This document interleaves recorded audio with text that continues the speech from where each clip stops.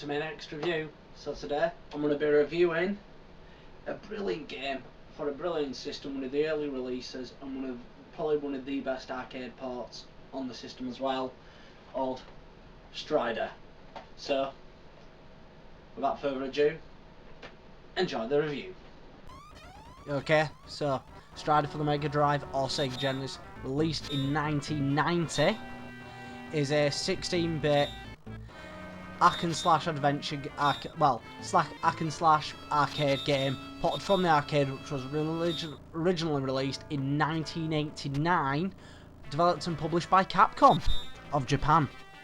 So you play a Strider hero, a high-tech ninja who has been tasked to assassinate the grandfather, a dictator of the Kazakh Soviet Socialist Republic, if I remember correctly, according to the manual. So, as I mentioned, this game is a hack and slash arcade game. So you have one attack and a jump button. Might not seem as much, but the feeling of somersaulting through the air, hacking and slashing through enemies is truly amazing. You feel like such a badass when doing it.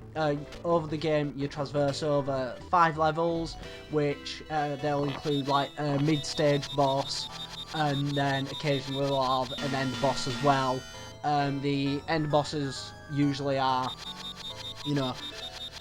are sometimes quite big, but the mid-level bosses are usually like the best, really, in the game, I personally believe. And you travel through.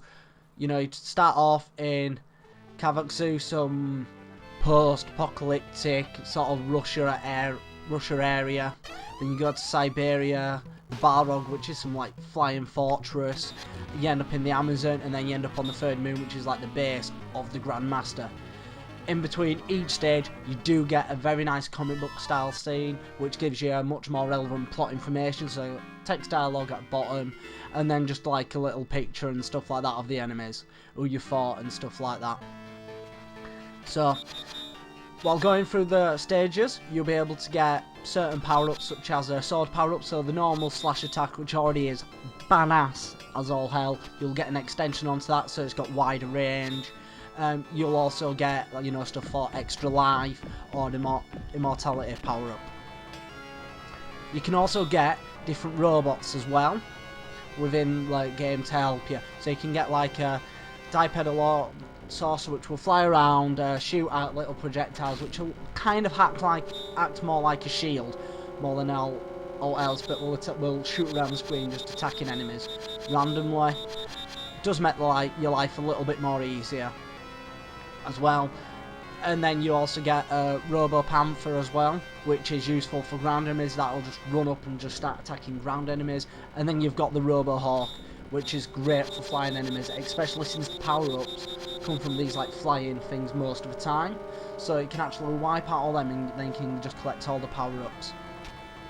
You can also get health power-ups, some that will replace one health block, fill up one health block, or one that would actually add an extra block of health onto you.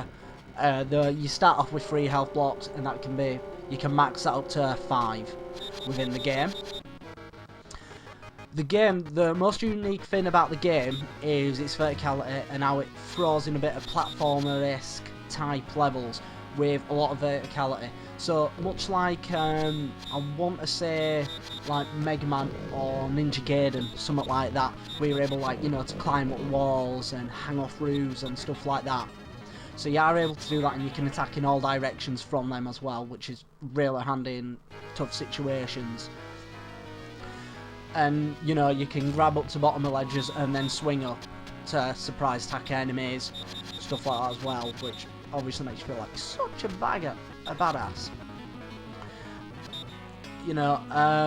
But this can become a chore, especially during the third mission, where the walls are closing in on you, and they close in very, very fast. This is such a frustrating part of the game, is this.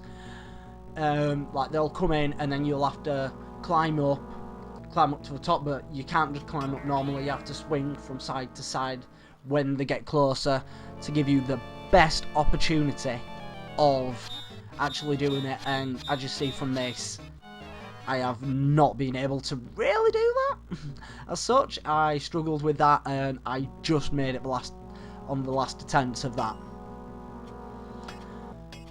Also, sometimes in the game as well, it does offer you leaps of faith, which I mean looks pretty awesome when you're running and then you just somersaulting hoping to hit a platform, but you're just somersaulting through the air, being a pure badass. The main thing about this game is badass. You'll be going through that, but sometimes it is just a blind drop and you realise you've gone the wrong way. Other times, stuff will happen on the stage area and you won't be aware of what you're meant to be doing, so you could end up dying a lot. I mean, that happened to me on the 5th stage, I believe, 5th or 3rd stage. Again, that happened on, where I was getting to a point and I didn't know what to do, and all I had to do really was climb across top and get to the end. But I didn't know. Oh well. So, the problems with the game though, there are problems with any game. The game with this can be lag. If there is a lot of enemies on screen and there's a lot of action going on, it does lag like a bitch, like I mentioned.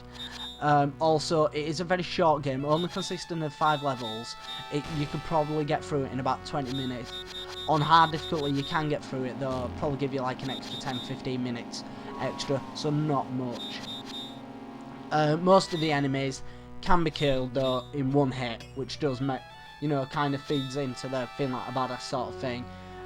Robot enemies though will take more hits to defeat. Bosses as well, as is obvious with that. The enemies can be varied, stuff like, as mentioned, like different types of robots or different types of soldiers. And when you're in the Amazon as well, you've got these female Amazonian women who are coming after you, throwing boomerangs at you because reasons. So yeah, positives of the game: it's fun to play. You're feeling like a super badass going through it. It's got great music with fully digitized voices for the enemies as well. It looks really good actually. It's really well presented. I mean, I'm not showing it in the best quality. Obviously, I'm putting it through composite, so not putting it through like SCART, which I really should be doing, but I can't do that with my capture device, unfortunately. And it's very easy to pick up and play. It's not difficult to learn how to play the game. Negatives though: quick completion. It does suffer from lag, as well as it sometimes offers impossible stuff as well. It does offer impossible like scenarios where you have to leaps of faith, and you might not know what you're hitting, or you might not know what you're doing as well. But overall, I personally like this game. I remember getting this when I was younger originally, and I used to love the game Fire Race. I didn't really know much about it. I just thought, oh, it was a cool little game, and I feel so cool with a sword flinging it around. It is easy to pick up, and you can get this easily online for about £10 or less than that really. It is a very common game, but it is a game that is worth getting. For any collector for the Mega Drive, it is worth getting. You can also, I think it is actually on the Virtual Console as well. On the Wii, I'm not sure. But anyway, you guys let me know. So, do I recommend this game? I strongly recommend this game, and that's the end of the review. So, if you liked it, like it. If you dislike it, dislike it. Leave a comment in the section below. If you are, you want to see more of these videos, just let me know. And I'll say at the end of every video, keep on gaming.